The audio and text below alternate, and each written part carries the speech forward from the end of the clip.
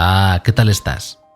Como me imagino que ya sabes, el pasado 9 de junio se celebró un acto público de petición de perdón en el que varias congregaciones religiosas, en relación a los reformatorios del extinto Patronato de Protección a la Mujer, un organismo nacido con la intención de proteger a las mujeres españolas de la trata de personas, pero que, durante el gobierno militar de Francisco Franco, terminó por convertirse en un elemento que coordinaba la reeducación de aquellas mujeres que no encajaban con el ideario del régimen.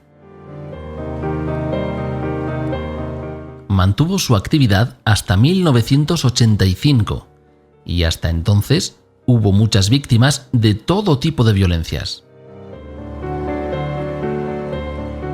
El acto de petición pública de perdón había sido trabajado a puerta cerrada durante un año junto con supervivientes y sus representantes, a fin de consensuar cada palabra y gesto.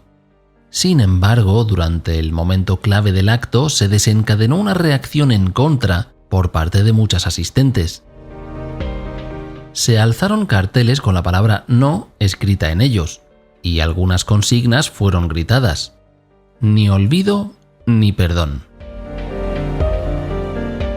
Hoy vamos a hablar sobre este tema que trae vida nueva en la portada. Quédate conmigo durante la próxima media hora para ver si podemos sacar algo en claro. Soy José Antonio y te doy la bienvenida al 209º episodio. El podcast de Vida Nueva.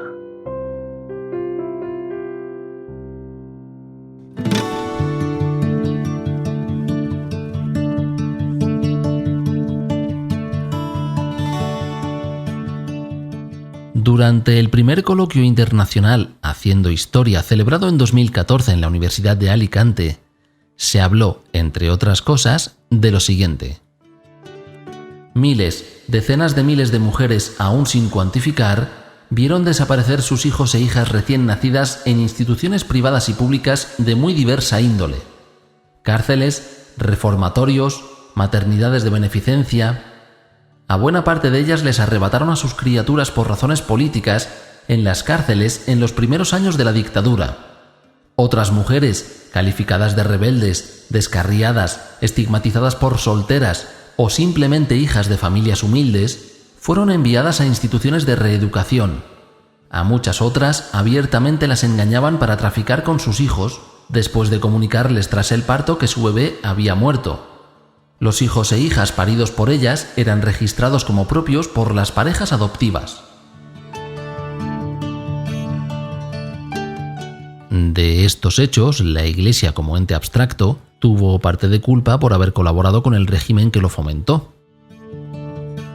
Y cobra relevancia en el episodio de hoy porque el robo y mercadeo de bebés se encuentra entre los detonantes del acto de boicot llevado a cabo durante la petición pública de perdón del pasado 9 de junio.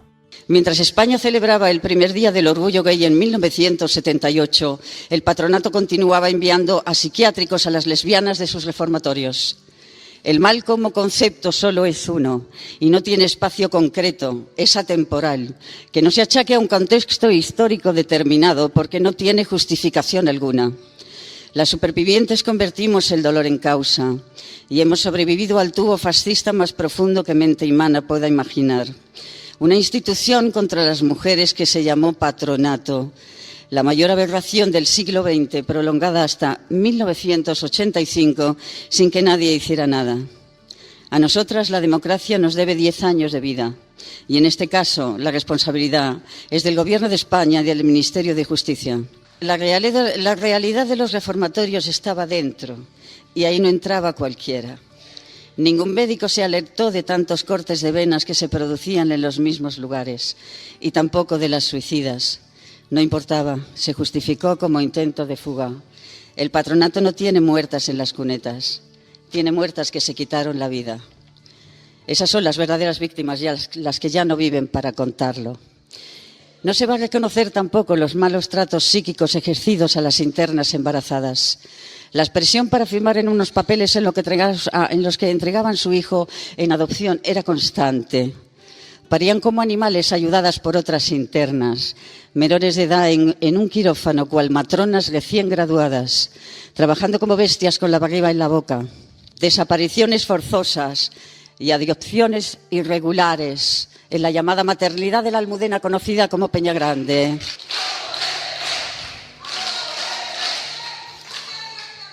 Sí, robo de bebés. Por supuesto que sí. Son palabras pronunciadas por Consuelo García del Cid, el rostro más reconocible de las desterradas hijas de Eva. Cuando llegó el momento de gritar consignas y levantar carteles, García del Cid se unió a la reclamación. Unos minutos antes, algunas de las palabras que pronunció durante su alocución anticipaban el gesto de protesta. La Iglesia no nos va a sanar, como se ha dicho, y tampoco la Confer. Perdimos la libertad y también la fe, porque en esos lugares Dios no estaba. No nos hagan comulgar con ruedas de molino, por favor. Este perdón no debe ser un gesto y tampoco se debe hablar de contexto. Echando balones fuera, pues se ha investigado durante 2024, asumiendo la verdad que consta de forma alarmante, no solo en los testimonios, sino en determinados documentos que hoy suponen un claro delito de odio y racismo. García del Cid hablaba entonces de la gitanofobia explícita por parte de religiosas hacia mujeres derivadas a centros dirigidos por congregaciones. Y llegados a este punto, no está de más mencionar que el odio al pueblo gitano se enmarca en un contexto mucho mayor que el de esos centros concretos. Para conocer más sobre gitanofobia y represión dirigida específicamente contra gitanos y gitanas, te recomiendo la lectura del libro Holocausto Gitano, escrito por María Sierra, donde se hace un repaso histórico de la persecución al pueblo gitano y se examinan las atrocidades cometidas por el régimen nazi contra él.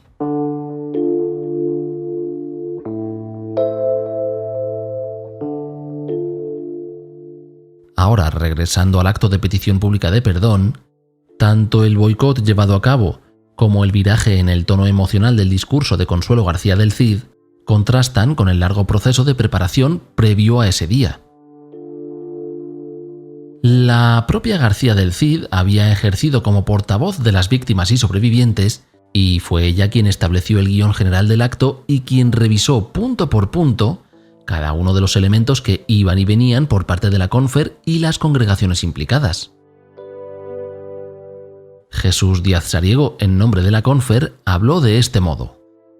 Desde hace más de un año, en la Conferencia Española de Religiosos, en la Confer, venimos trabajando con la Asociación Desterradas Hijas de Eva sobre las experiencias muy duras y dolorosas que muchas mujeres vivieron durante la época franquista y hasta bien entrada la democracia bajo el patronato de protección a la mujer.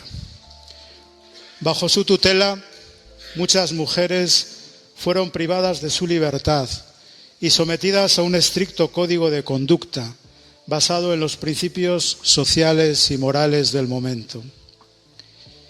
El contexto histórico de la dictadura, en el que se reorientaron los objetivos del patronato, estaba marcado por un modelo de sociedad donde la mujer estaba infravalorada, relegada socialmente a un segundo plano. Aquellas mujeres que no encajaban en este modelo eran vistas como una amenaza al orden establecido y, en consecuencia, juzgadas en su comportamiento como inmorales y sometidas a medidas disciplinares que vulneraban sus derechos más elementales. Media hora más tarde de estas palabras de Sariego, Consuelo García del Cid pronunciaría las suyas propias que hemos escuchado hace un momento. Es decir, 30 minutos antes de que del Cid dijera que ni la Iglesia ni la Confer sanarían a las víctimas del patronato, el presidente de la organización de religiosos leía el guión acordado de este modo. Porque este acto no es solo una formalidad, sino que es un acto necesario de justicia. Es un ejercicio de responsabilidad histórica y moral. Una oportunidad para reconocer aquello que en el pasado no hicimos bien y para expresar nuestra empatía y profundo dolor a todas aquellas mujeres que en su tiempo que en un tiempo de severas restricciones educativas, sociales, políticas y religiosas, fueron sometidas a unas condiciones de vida injustas y dolorosas, bajo el patronato de protección a la mujer. Somos conscientes, muchas de las situaciones que en estos centros se vivieron han sido silenciadas por décadas, por lo que hoy, conocedores de lo acontecido y tras haber escuchado el relato de las supervivientes, sus experiencias, sus heridas y su dolor, con humildad y sinceridad queremos romper este silencio.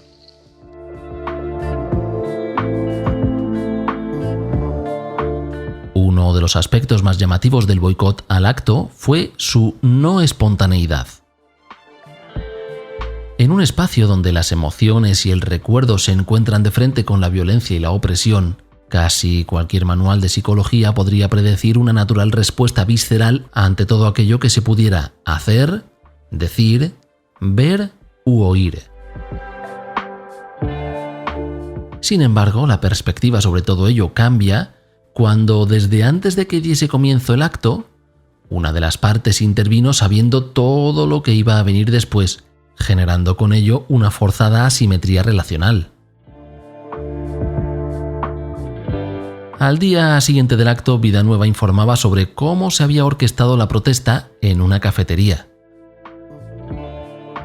En la cuenta de Instagram de Rocío Saiz, esta presentó la movilización como genealogía de un encierro y vinculó la publicación a la productora Begin Again Films, que es especialista en documentales. Quizás alguno de estos datos permita iluminar con mayor claridad el propósito último de la llamada a la acción, que podría estar en relación con una visibilización de los actos perpetrados bajo el auspicio del Patronato de Mujeres. No obstante, sin restar un ápice de dolor a todo lo vivido durante aquella época, no está de más recordar que hay muchas formas de aproximarse a las situaciones y, de seguro, alguna de ellas no traerá consigo la gestación de una encerrona. Es posible acaparar la mirada mediática sin recurrir al engaño ni la coacción, tal y como mostró muchas veces el Papa Francisco durante su pontificado. ¿Hay acaso alguna otra razón que pueda explicar lo sucedido el pasado 9 de junio en el acto de petición pública de perdón hacia las víctimas del Patronato de Mujeres? Lo vamos a explorar dentro de un momento, en la segunda parte del episodio.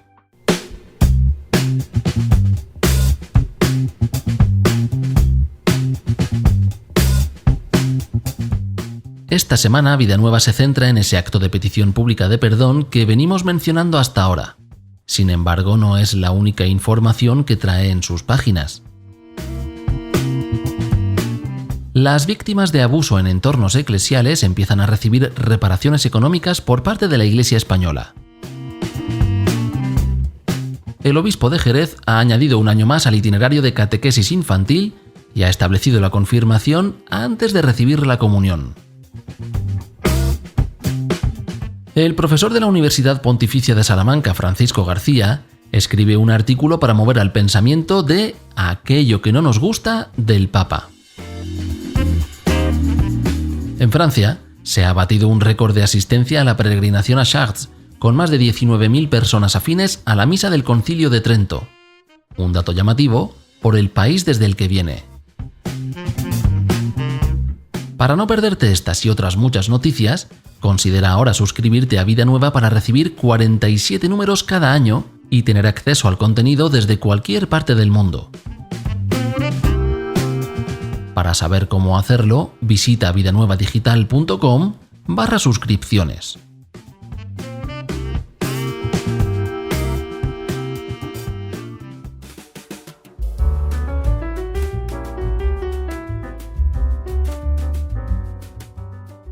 En el acto de petición pública de perdón participaron 3 superioras mayores como representantes simbólicas de congregaciones que colaboraron en su momento con el Patronato de la Mujer: Carmen Ortega, de las Oblatas, Matilde Mena, de las Terciarias Capuchinas, y Antonia López, de las Adoratrices.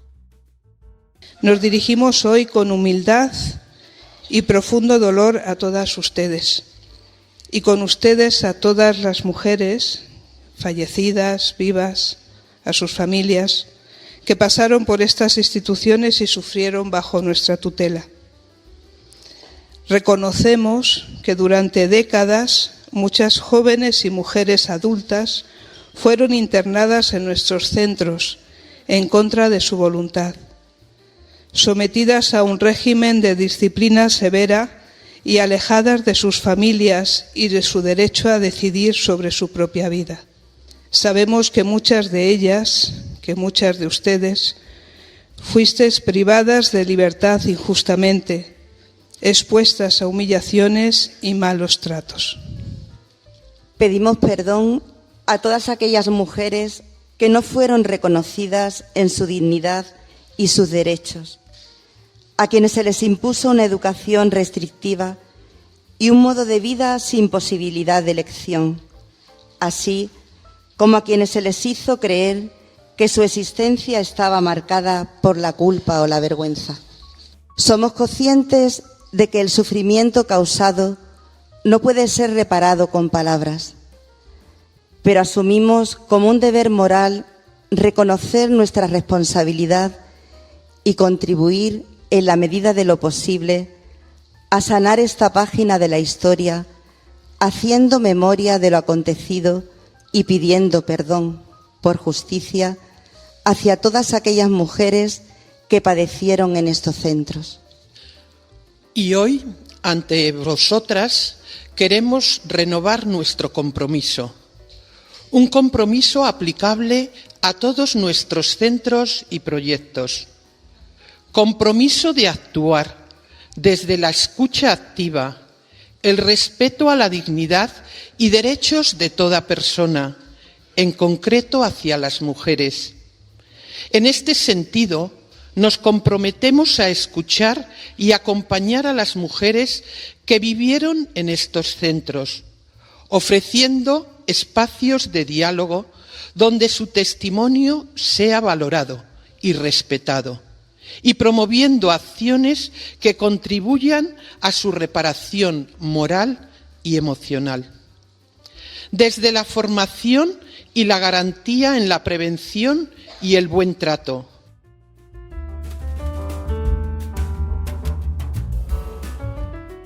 Cuando terminó la intervención por parte de las religiosas, en la sala comenzaron a escucharse varias voces que indicaban que no habían pedido perdón.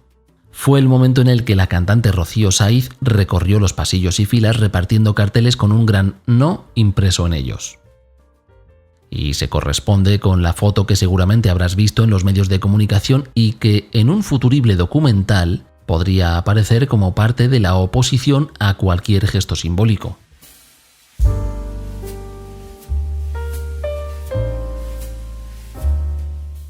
Entre las asistentes, que lo presenciaron todos, se contaban la actual ministra de Igualdad, Ana Redondo, y la anterior responsable en el cargo, Irene Montero. La primera no se sumó a la protesta, permaneció sentada. La segunda sí lo hizo, cartel en mano. Otra de las personas que estaban presentes era la escritora y periodista Cristina Fallarás, quien publicó un artículo en los días siguientes solicitando al ministro Bolaños, el titular de Justicia, que actuase para la reparación del daño sufrido por las víctimas del Patronato de la Mujer. Sabemos que el acto había sido trabajado y consensuado durante más de un año. Ignoramos, no obstante, el tiempo que llevó a organizar el boicot. Si llevó un desarrollo paralelo, o si se debió a la exclusión durante los testimonios del tema de los bebés robados, o si fue un acontecimiento de última hora alimentado por alguien con experiencia en sacar rédito económico o social del dolor ajeno. En cualquiera de los casos, surgen preguntas que apuntan hacia el origen último del hecho en sí mismo. ¿Por qué se ha vuelto tan popular la consigna ni olvido ni perdón? ¿Es parte de un movimiento generalizado de justicia restaurativa o de uno relacionado con la venganza? ¿Tiene que ver con honrar la memoria de las víctimas o con mostrar el grado de adhesión a una determinada causa? En nuestros parientes biológicos, los simios, los conflictos y sus resoluciones forman una parte muy importante de la supervivencia del grupo. Los estudios con primates demostraron en su momento que tras una agresión, chimpancés y bonobos suelen acercarse, tocarse mutuamente o acicalarse. Esa reconciliación no implica necesariamente conceder el perdón en el sentido humano, pero sí busca reparar el tejido social dañado en el que son capaces de reconocer heridas que afectan al grupo entero.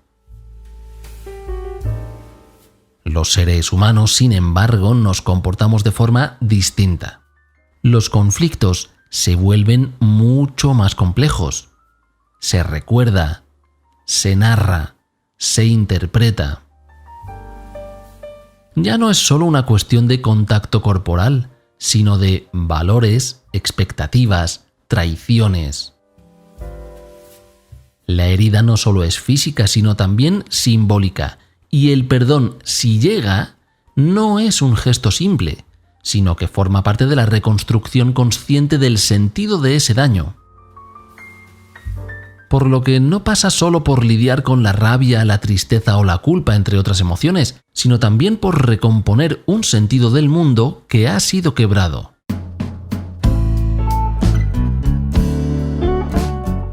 En este sentido, el boicot al acto de petición pública de perdón quizás podría entenderse como una resistencia a reconocer dicho perdón como algo que contribuya a esa recomposición del mundo quebrado, aunque eso teniendo en cuenta, tal y como escuchábamos, que la preparación había llevado más de un año de trabajo por ambas partes. Hay una figura que vamos a utilizar propuesta por los investigadores en psicología Michael McCulloch y Lindsay Root.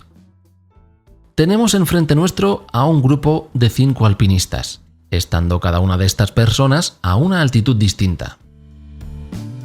¿Cómo podríamos evaluar sus logros si solo nos fijamos en ese momento? McCulloch y Root plantean que el perdón funciona de un modo similar a esa situación.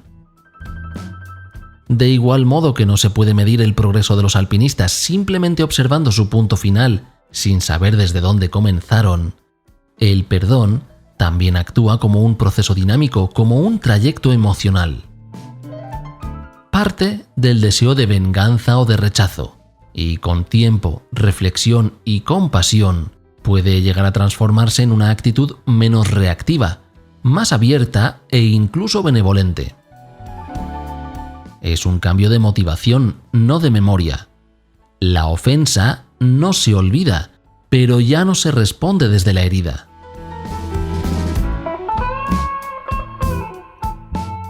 Algunos estudios, como los de Sapolsen o Harris y Thoresen, hablan sobre el hecho de que no perdonar no solo lleva al sufrimiento emocional, sino que también se relaciona con un empeoramiento de la salud física. Harris y Thoresen dicen que el rencor mantenido se parece a una respuesta de estrés crónico. Se eleva el cortisol, se dañan las arterias y se altera el sueño. Estos investigadores dicen lo siguiente: si el perdón muestra una reducción en el riesgo de enfermedad, entonces la falta de perdón podría ser evaluada y tratada en la medicina de atención primaria. La tendencia de un paciente a ofenderse fácilmente y a guardar rencor puede tener también implicaciones en la relación entre doctor y paciente.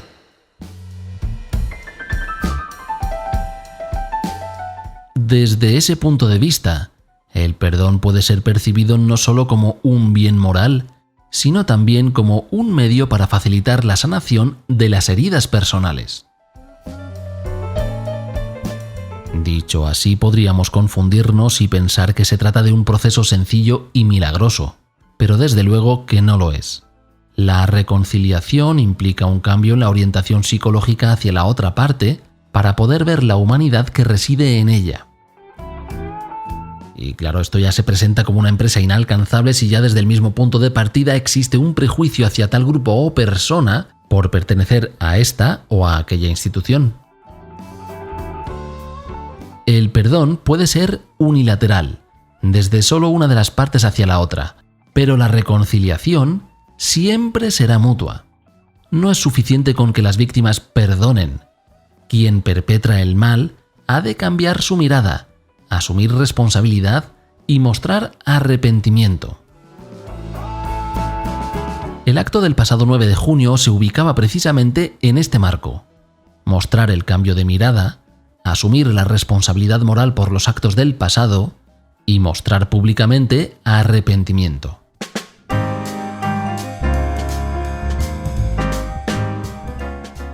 Para comprender con mayor amplitud el acto de boicot producido y llegar hasta las causas últimas del mismo, dejando a un lado los usos politizados o antieclesiales, tenemos que regresar hasta otoño del año 1981. En esa época, la académica estadounidense negra Audre Lorde pronunció un discurso que marcó un antes y un después en la lucha antirracista. Lorde dijo lo siguiente: «Las mujeres responden al racismo. Mi respuesta al racismo es la ira. He vivido con esa ira, sobre esa ira, debajo de esa ira, encima de esa ira, ignorando esa ira, alimentándome de esa ira y aprendiendo a usar esa ira antes de que destruyera mis visiones durante la mayor parte de mi vida. Antes lo hacía en silencio, temerosa del peso de esa ira. Mi miedo a esa ira no me enseñó nada. El miedo de ustedes a esa ira tampoco les enseñará nada. No podemos permitir que nuestro miedo a la ira nos desvíe ni nos seduzca para conformarnos con menos que el arduo trabajo de excavar la honestidad. Debemos ser muy serias con la elección de este tema y las iras que se entrelazan en él, porque, ténganlo por seguro, nuestras opositoras son muy serias con su odio hacia nosotras y hacia lo que intentamos hacer aquí. Estoy hablando como una mujer negra que no busca la destrucción, sino la supervivencia. Ninguna mujer es responsable de cambiar la mente de su opresor, incluso cuando esa mente está encarnada en otra mujer. He bebido de la boca del lobo de la ira y la he usado como iluminación, risa, protección, fuego en lugares donde no había luz, ni comida, ni hermanas, ni refugio. Usamos todas las fuerzas que hemos conquistado, incluida la ira, para ayudar a definir y construir un mundo donde todas nuestras hermanas puedan crecer, donde nuestros hijos puedan amar y donde el poder de tocar y encontrarse con la diferencia y el asombro de otra mujer eventualmente trascienda la necesidad de destrucción». Audre Lorde, 1981. El discurso es considerablemente más largo, así que he recortado muchas partes para que cupiera en el episodio. Estas proposiciones de la académica estadounidense se expandieron hacia muchos ámbitos de opresión y violencia y propiciaron que muchas voces antes silenciadas se alzaran y llegaran a ser escuchadas. Por otro lado, y más recientemente, la filósofa Misa Sherry, firme defensora de Audre Lorde, analizando ese uso de la ira en contextos antirracistas, dice así: «La ira puede rastrear una injusticia de forma correcta, pero de un modo erróneo puede achacar la injusticia a la persona equivocada». No creo que pueda resultar muy complicado poder extrapolar algo de esto a otros ámbitos distintos del racismo, como por ejemplo el caso que hoy nos ocupa. La misma autora, Misa Sherry, hace una fina evaluación de aquellas personas que se alinean contra la causa injusta, a quienes llama de forma genérica aliadas y aliados. Sherry afirma que aquella ira de Lorde puede ser experimentada por alguien no directamente afectado por la injusticia, pero que por sí misma esa ira no es virtuosa. Es más, también razona sobre el propio término de aliado o aliada, en el sentido de que puede resultar conflictivo porque podría llegar a verse como una ayuda externa, no como una complicidad desde el interior del grupo oprimido. Sherry, valorando la ira de Audre Lorde en el contexto racial, dice así: «Un aliado o aliada, al pensar que siente lo mismo que la persona oprimida, no solo comete un error metafísico, sino también uno moral. Minimiza las experiencias de injusticia de las personas y las reduce a una emoción. Que una persona esté indignada no significa que ahora posea la fenomenología o enfrente la desalentadora y dolorosa realidad de las personas oprimidas racialmente. Alguien así tampoco debería pensar que su rabia al estilo de Lord le permite saber cómo se siente al estar marginado. Esto es un error epistémico. Un aliado podría pensar que porque siente rabia al estilo de Lord, comprende las experiencias de las personas oprimidas y lo que éstas sienten como respuesta. Podría decir, lo entiendo totalmente, yo también estoy enojada, cuando una mujer asiático-estadounidense comparta sus experiencias de discriminación. A través de su respuesta, transmite que entiende lo que siente la mujer de una manera excesivamente confiada, no empática. Tiene demasiada confianza porque cree que existe un vínculo fuerte entre su rabia como aliada y el conocimiento, un conocimiento que solo puede surgir de la experiencia directa de la injusticia. El análisis de Misa Sherry acerca de la ira de Audre Lorde y quienes se adhieren a ella sin haberla experimentado en la propia carne encuentra varios paralelismos en el acto de petición pública de perdón del pasado 9 de junio y el boicot alentado, si no instigado, por un grupo de personas aliadas a la causa. Si tuviéramos más tiempo, podríamos seguir indagando en esas conexiones que parecen emerger entre ambas situaciones, especialmente en lo que se refiere a quienes hayan podido sacar un rédito social, político o mediático, traducible en contratos, votos o productos audiovisuales.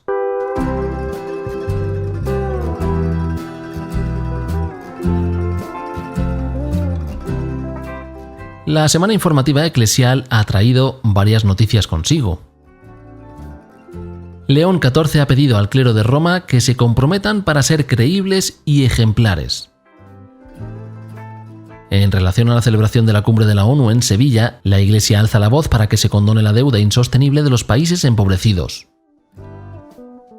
El Opus Dei ha entregado sus estatutos al sucesor de Pedro después de un tiempo de trabajo en ellos, aunque no se desvela todavía su nueva forma jurídica. Tras la presentación del informe anual del Instituto para las Obras de Religión, o Banco del Vaticano, la institución ha aprobado la distribución de 13,8 millones de euros para que León XIV los administre en su trabajo pastoral de caridad. Para más información de actualidad, visita vidanuevadigital.com.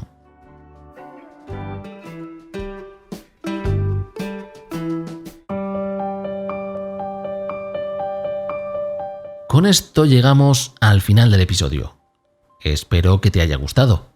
Si es así, considera ahora compartirlo en tus redes sociales y hablar del podcast a la gente que conoces. Y si es que no, recuerda que puedes enviarme un correo a la dirección podcast@cincopanes.com. El 5 escrito con letras y todo junto. podcast@cincopanes.com. En cualquier caso, te doy las gracias por acompañarme hasta aquí. Me despido. Te deseo una feliz semana. Nos escuchamos en 7 días. El podcast de Vida Nueva.